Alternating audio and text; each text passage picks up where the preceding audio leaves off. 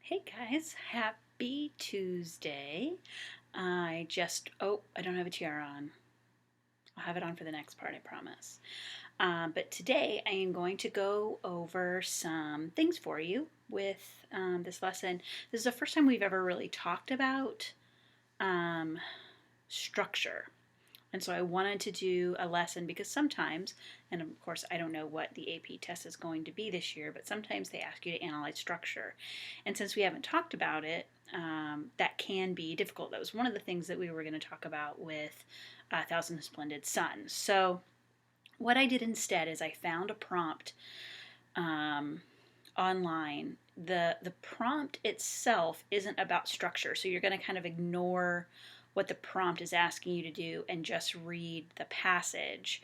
It works well talking about structure, so we're going to use it, and I will give you what you're writing about, that part of the prompt, Thursday. That'll be in the assignment that'll open pretty much as soon as we're done having our conversation on Wednesday.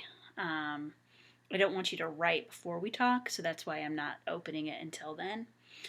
So I found a few things online that I thought would be helpful for us as we are going forward. And one of them is this kind of mini lesson on structure. So what I'm going to do is I'm going to pull up the worksheet and do a screen recording talking you through it. So if you don't think you need further explanation, you don't really need to pay attention to the screen recording part of this, but you can fast forward to when you see my face again, and I'll be talking about the prompt and also a few senior-ish kinds of things that Mr. Donovan addressed in his email to you guys. So if you didn't read the email, you might want to tune back in then. Okay, so I'm going to stop recording now and then talk about structure. Okay, guys, you can't see it right now, but I am wearing a tiara. This is what you see in front of you. Is the lesson that I found online. It does a really good job of explaining things and even has some YouTube videos to show you of an example of the technique being used in film.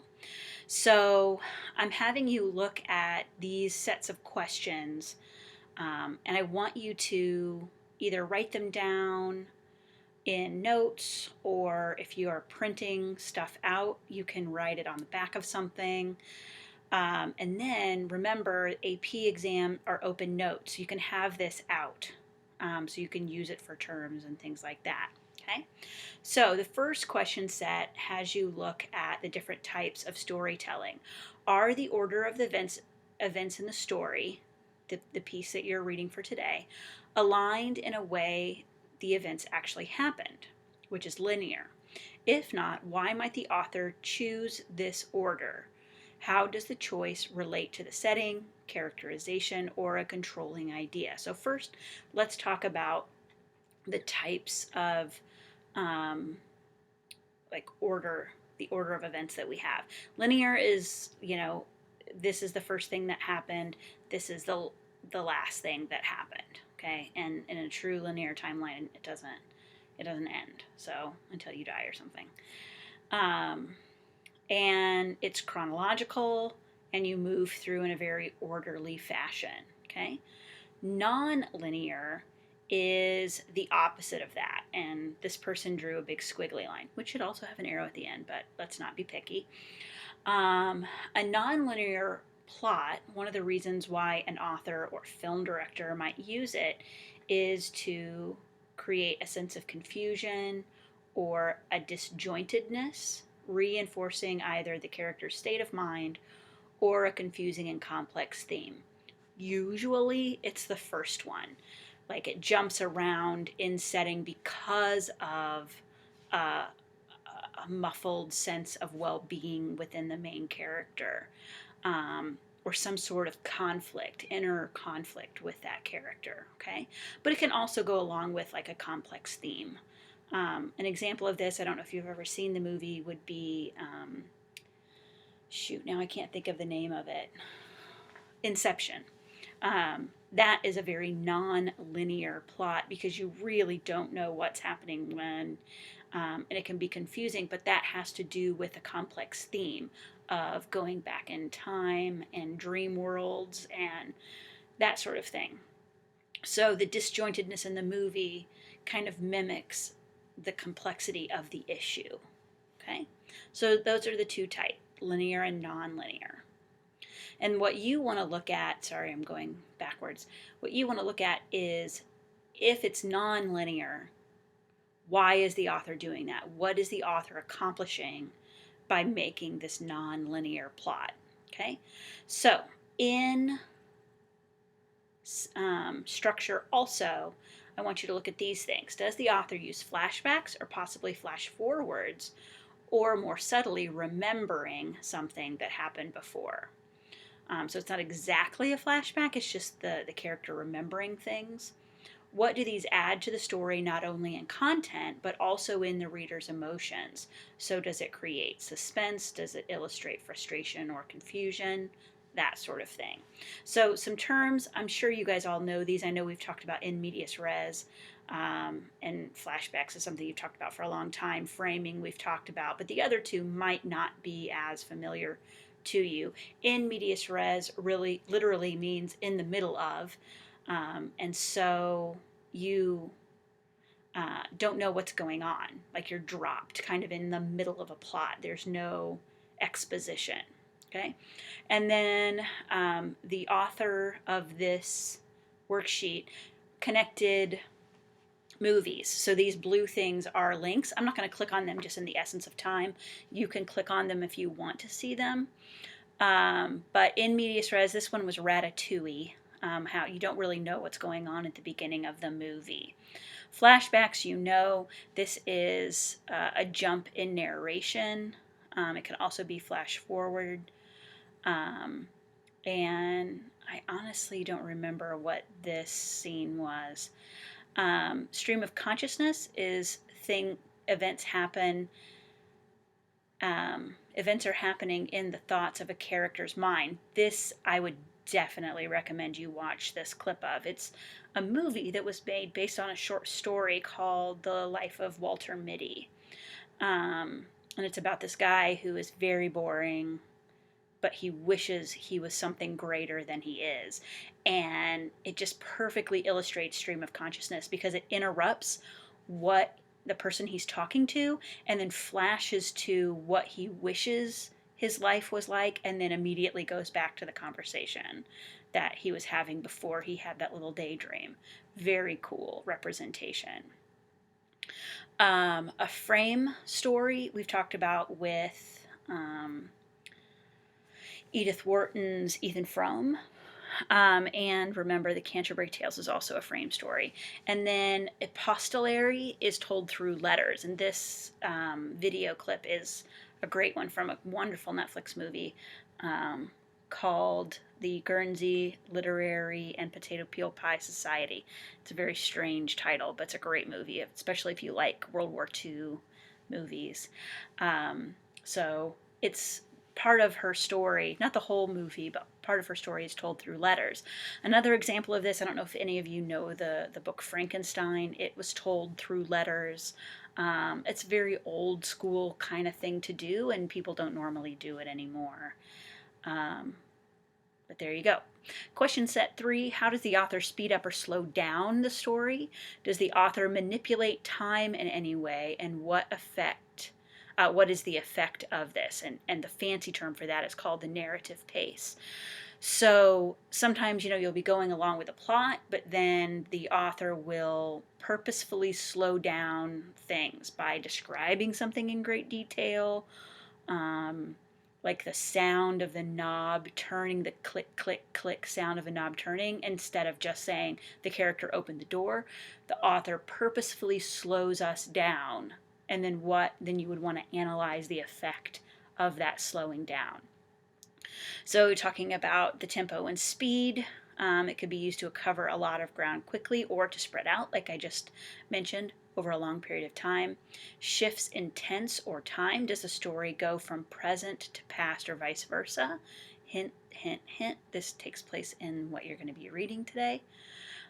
Sentence length, making sentences very, very long or very, very short, creates different things. Short sentences speed up the reading and creates a quick pace.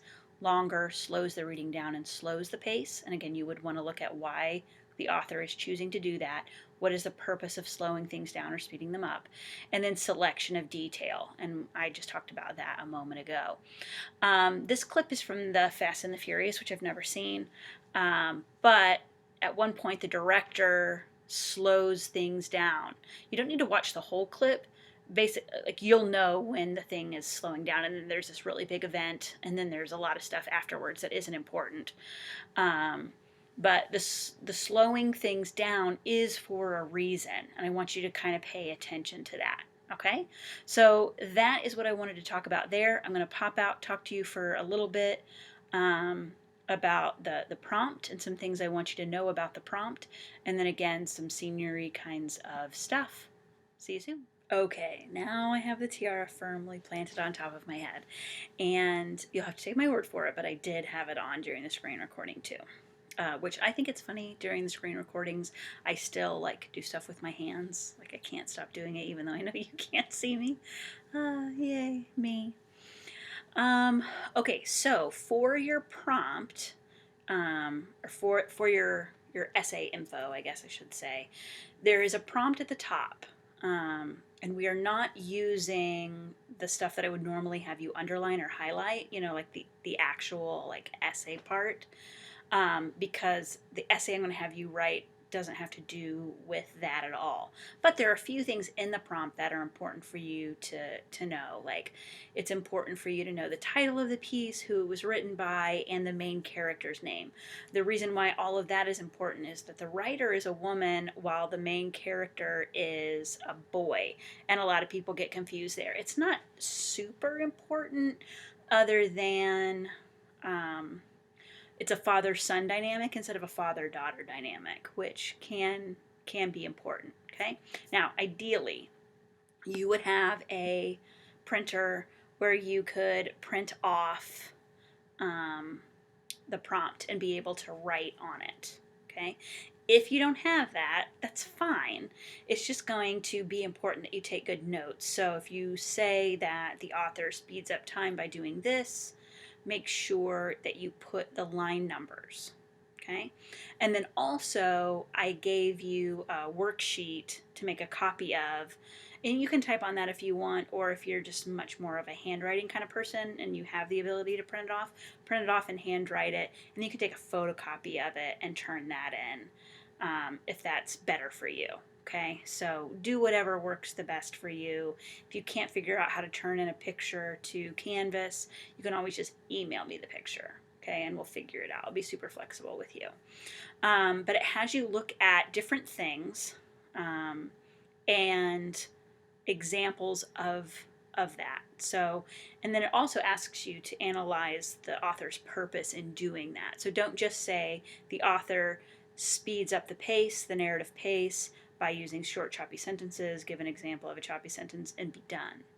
You also need to explain why that's important, because remember, that's what you're going to be doing in the essay, is you are going to not only, you know, just point to things that the author does, but explain why the author does them.